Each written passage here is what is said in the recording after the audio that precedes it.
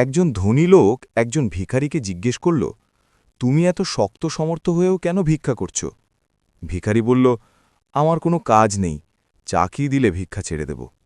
ধনী লোক বলল, চাকরি দিতে পারব না, কিন্তু তুমি আমার বিজনেস পার্টনার হতে পারো। তুমি চাল সাপ্লাই করবে, আর প্রফিট ভাগ হবে। ভিখারি জিজ্ঞেস করল, আমি 20% আর আপনি 80%? ধনী লোক হাসল, বলল, আমার শুধু 10% লাগবে, বাকি 90% তোমার। ভিখারি কাজ শুরু করল, কম দামে ভালো চাল বিক্রি করে তার প্রফিট দ্রুত বাড়তে লাগল। কিন্তু প্রফিট ভাগ করার সময় সে লোভ করে ভাবল, সব পরিশ্রম তো আমি করেছি, তাহলে 10% কেন দেব? সে মিথ্যে বলল যে তার কোনো প্রফিট হয়নি। ধনী লোক কিছু না বলে চলে গেল। ভিখারি সব টাকা একাই খরচ করতে লাগল, আর কিছুদিনের মধ্যেই সব শেষ। আবার তাকে ভিক্ষা করতে হল। ধনী লোক বলেছিল, গরিব আর ধনীর পার্থক্য টাকায় না, মাইন্ডসেটে।